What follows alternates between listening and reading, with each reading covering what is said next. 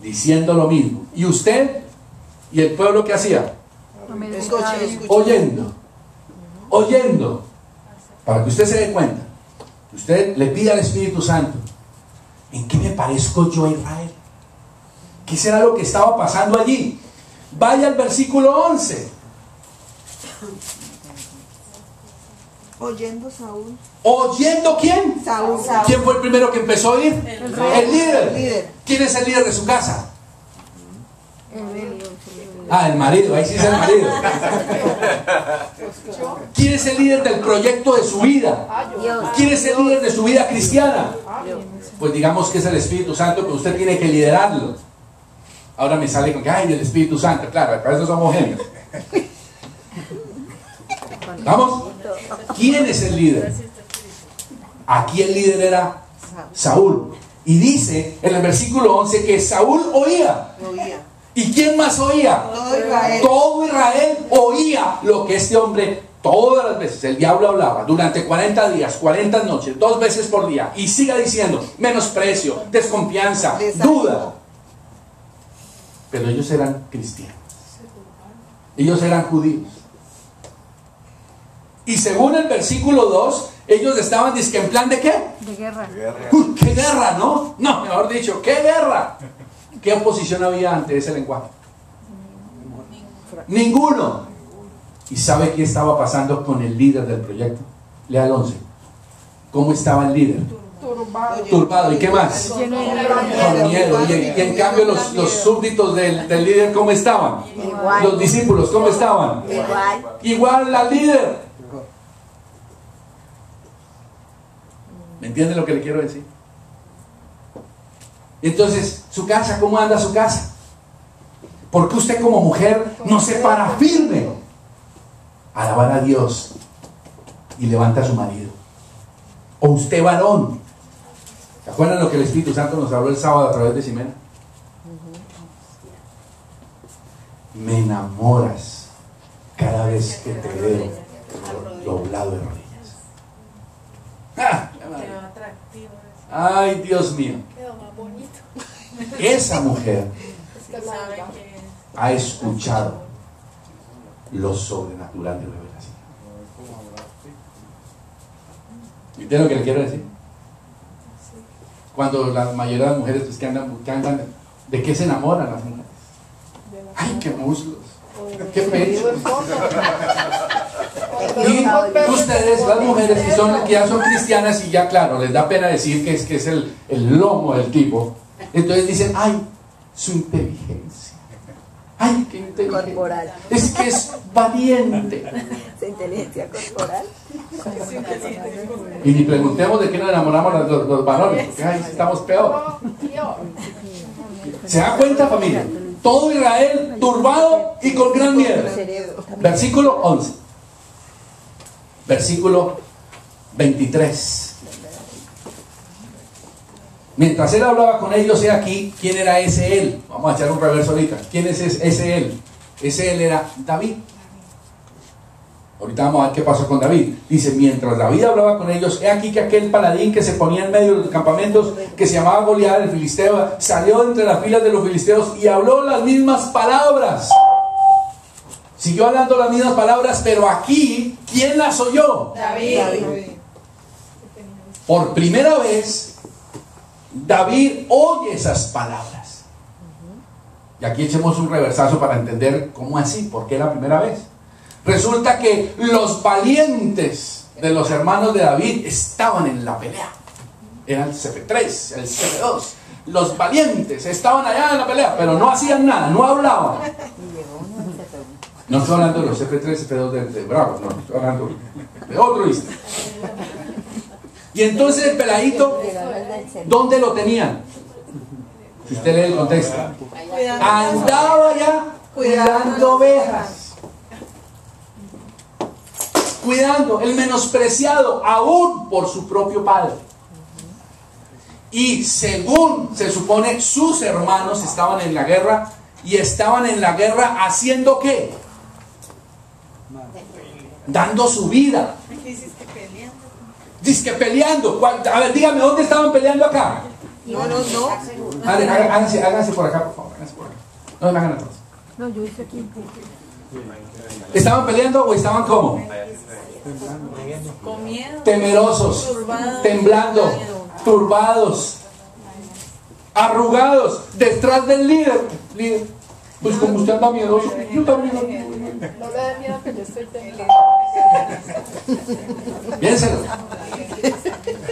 Y entonces, el padre un día llega y le dice a su hijo David, le dice, vea, ¿sabe qué, mijo? Deje de estar detrás de las ovejas un ratico y vaya, llévele comidita a mis valientes hijos, porque esos están allá dando su vida por Dios y por Israel, y ellos necesitan alimento y necesitan sustento. Así de que vea, agarre, ¿cómo era que se llamaba eso allá en Colombia, que uno agarraba el... Portacomida. Sí, pero tenía un nombre, el portacomida, que era una cosa con dos varillas y uno ponía ahí como el portacomida. Entonces, vaya, mijo, lleve de la lonchera a los valientes que están dando su vida por Dios y por el pueblo. Y entonces David, ¿qué hizo? Agarró su loncherita y se fue a visitar a sus hermanos.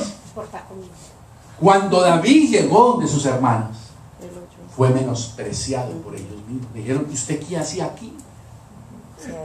Esto es para valientes, chiquito, pastorcito de segunda. Pero ese pastorcito de segunda, según sus hermanos, había aprendido que el maestro de su vida era Dios. Y allá el pastorcito de segunda, en medio de ovejas, tuvo comunión con Dios y aprendió el lenguaje de la fe. Y fue menospreciado. Por ahí está el versículo, no sé dónde está el menosprecio de los hermanos, pero eso por ahora no importa. Lo que quiero significar en el versículo 23 es que la primera vez que David escucha a este hombre, ¿qué hizo David? Vamos a ver qué hizo David. ¿Cómo reacciona? Vean el versículo 32. No olviden el 24. Todos los varones de Israel que veían a aquel hombre huían de su presencia y tenían gran temor. Miren cómo va combinadito con lo que se habla y se escucha y lo que se comienza a ver. Primera de Samuel 17. ¿Están entendiendo ahora por qué su vida y mi vida es un fracaso? Y no vemos la gloria de Dios. Y entonces David llega y oye por primera vez. Y miren lo que dice en el versículo 26. Entonces habló David a los que estaban junto a él diciendo, ¿qué harán al hombre que venciere a este filisteo y quitare el oprobio de Israel? El tipo dice, bueno, ¿qué van a dar? Pero no era qué van a dar, porque él andaba detrás de sitio, posición, de codicia. Él usó ese lenguaje para motivarlos a ellos a decir, desafíense alguna cosa, para que venga y provoque los escuadrones. ¿De quién? Dios viviente. No dijo los escuadrones de Israel, sino a los escuadrones del Dios viviente. Ese era el lenguaje que él había escuchado del Espíritu Santo y de su papá Dios cuando pastoreaba ovejitas. Bien, versículo 28. Ahí están los hermanos que lo oyeron y dijeron, ¿a qué has descendido acá? En el 29 dice, bueno, ¿y qué he hecho yo ahora? Esto no es mero hablar. Lo que estoy viendo acá es mero hablar. Aquí no hay nadie que actúe. Aquí no hay nadie que haga lo que Dios ha dicho que hay que hacer. Y todos sabían lo que Dios había dicho que había que hacer. Comenzando por Saúl, pero él no lo hacía. ¿Por qué? Porque permitieron escuchar durante 40 días el lenguaje del enemigo. Y comenzaron a ver fue el gigante. Y entonces la pregunta es, ¿qué está usted escuchando y a quién está usted mirando? Usted se agarra a mirar al gigante. Usted se agarra a mirar la situación económica. Usted se agarra a mirar a su marido. Usted se agarra a mirar a su mujer, la situación de su hijo, los problemas. Usted mira al gigante. Cuando usted lo que tiene que hacer es mire al Señor y háblele al gigante. Háblele a la circunstancia. Ate a Satanás y alabe a Dios. boca, boca. Ay, que nos vamos a volver unos gritones en el centro. Pues yo prefiero volverme gritón y hacer lo que Dios dice para tener victoria. Y no que me digan que. ¿Cuál será lo contrario de gritón? El mudo pinzón. ¿Entienden? El mudo pinzón. Y el diablo, feliz. Los mudos del Senti. Los de Senti Uragua. Los mudos. ¿Y el diablo cómo? Ese sí no es el mudo. No es el mudo Goliat. Sigan leyendo. Versículo 33. ¿Cómo reacciona? Perdón, versículo 32. ¿Cómo reacciona David? Dice, habla al líder. Va y le dice al rey Saúl y le dice, no desmaye el corazón de ninguna causa de él. Imagínense, dándole visión al líder. Pobre líder, allá estaba el líder. ¿Qué hacemos? Y viene el otro y le dice, no desmaye. Rey, no desmaye su corazón. No desmaye nadie delante de este. Dice, yo soy siervo y yo voy a pelear. Voy a ir a pelear. ¿Por qué? Porque él había sido enseñado por un maestro. ¿Cuál maestro? El Espíritu Santo. Papá Dios. Él sabía. Él había sido enseñado el lenguaje. ¿Cuál era el lenguaje? Enfrentar, hablar y actuar. Punto. Y no quedarse escuchando lo que el otro dice. Voy a ir. Voy a actuar. Versículo 32. Versículo 33. ¿Qué le dijo Saúl?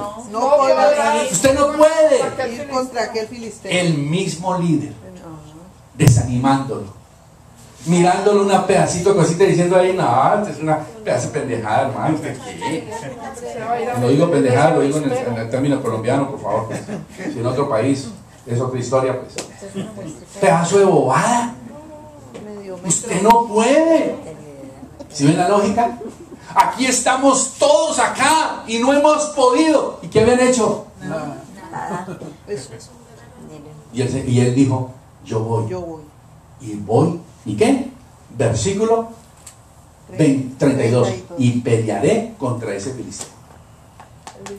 Y miren, aquí hay un detalle tremendo para que usted se dé cuenta lo que es la maldición de la religión.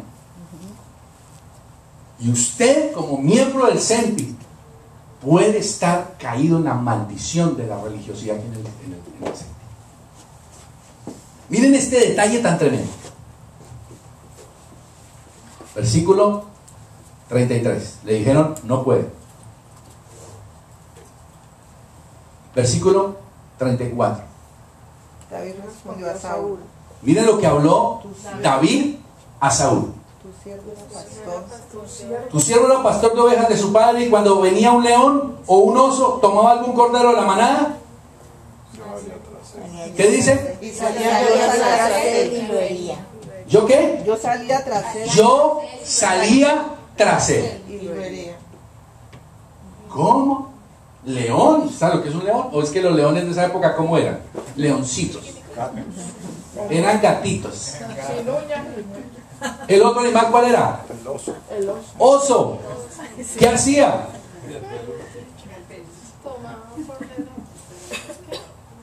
¿Me entienden? Iba tras del oso, iba tras del león. Dice, yo lo tomo. Si llegaba a tocarme un cordero de la manada, a mí el Espíritu Santo me decía, Manuel, ¿cuánto tiempo el diablo está tocando tu pueblo en bravo? ¿Y vos qué estás haciendo? ¿Me entienden? Y literalmente hay casos de personitas que están siendo atacadas por Satanás, tocando corderos. ¿Y yo qué estoy haciendo? Era lo que el Espíritu Santo me decía. ¿Y usted qué está haciendo? El diablo le está tocando su familia, le está tocando su hijo, le está tocando su hogar, le está tocando sus finanzas. ¿Y usted qué está haciendo? No. Buscando disculpas, dando explicaciones, echando la culpa a otros. ¿Usted qué está haciendo? Versículo 36. Pues